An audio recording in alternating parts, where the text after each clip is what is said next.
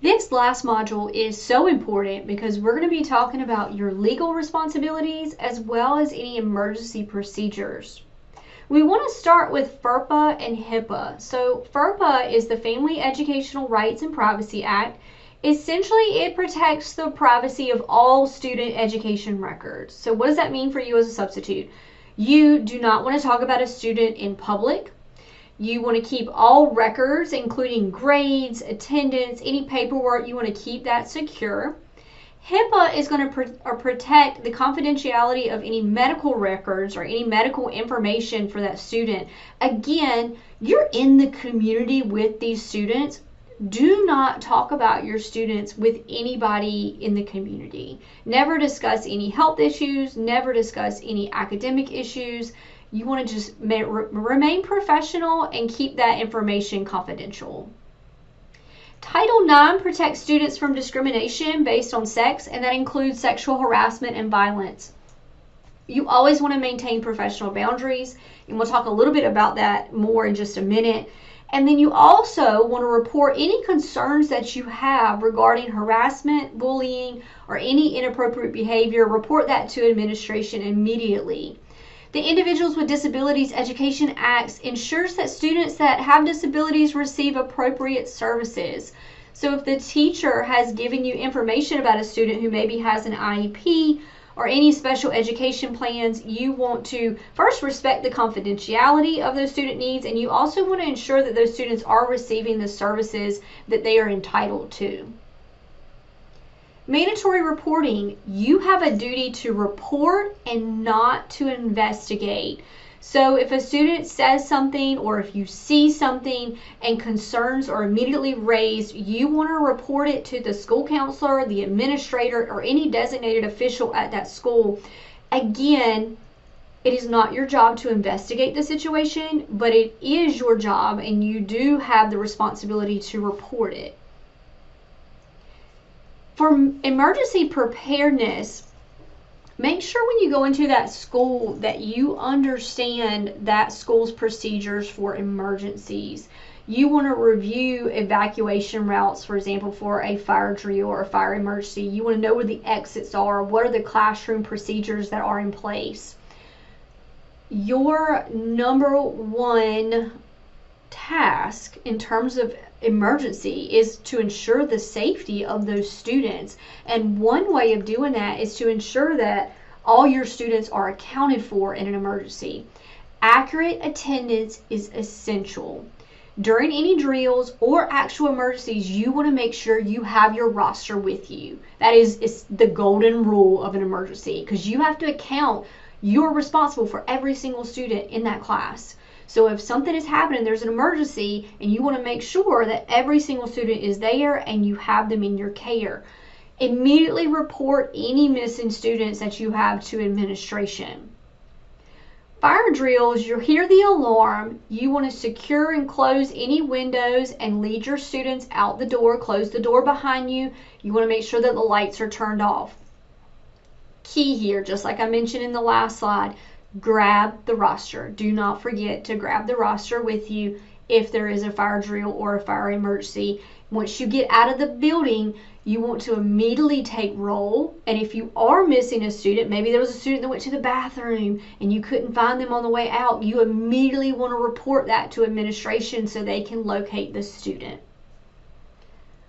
For a lockdown drill or any type of intruder safety, certainly treat every drill as if it was a real emergency.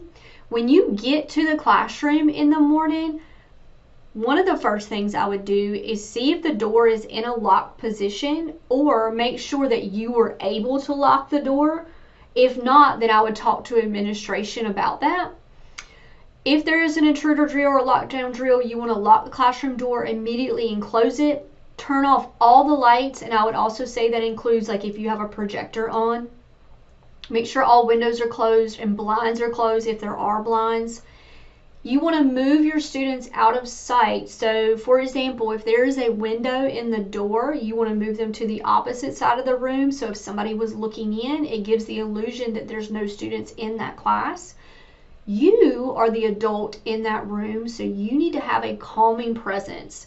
You want to give clear, calm instructions for your students to remain silent.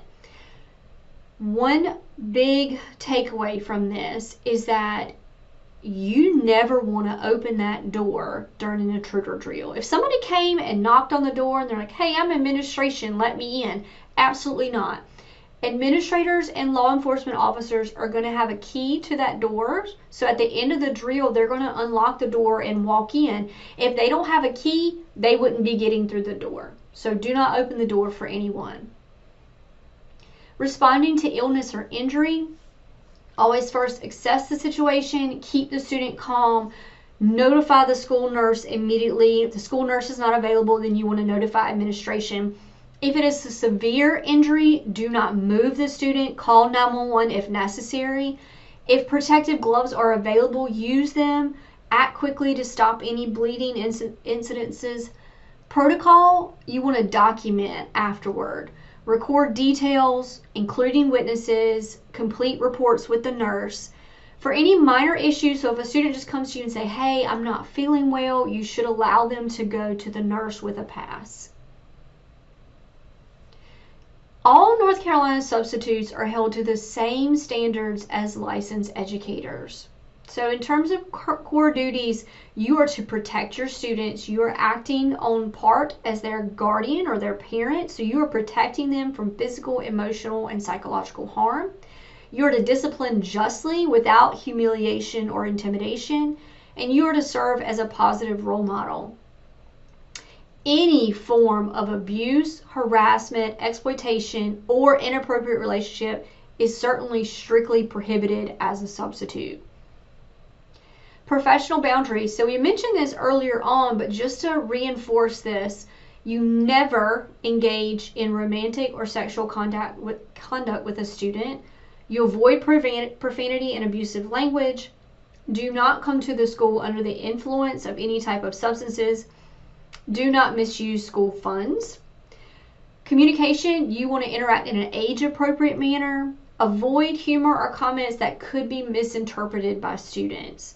I also want to mention here, in this day and age, students usually want to follow you, for example, on social media. Absolutely not. Maintain those professional boundaries. You are the professional in the classroom. You're not there to be friends. Yes, you can be, nice with a warm smile. You engage with students, but you're there to be a substitute teacher. You're there to teach them. So I would say do not follow students on social media. We've already mentioned this a little bit with FERPA, but you do want to protect any personal identifiable information. Share only information with appropriate personnel, not with the community. Make sure you're truthful in all records and communications. You never want to falsify any documents. When in doubt, stop and ask an administrator. If you have any concerns and you're just, I don't know how to handle this situation, ask an administrator. That is the best course of action. That is what they're there for. You want to choose the action that best protects the student and yourself. So just in summary, roster. That is one thing you always want to check for in an emergency. Do I have my class roster ready for drills? Have I located the emergency procedures? Do I know the fire exit and lockdown corners in this room?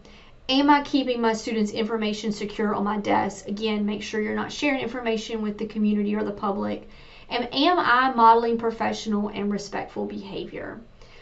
If you have any questions at all about your legal responsibilities or about any of the emergency drills that we have mentioned in this module, please do not hesitate to reach out to me.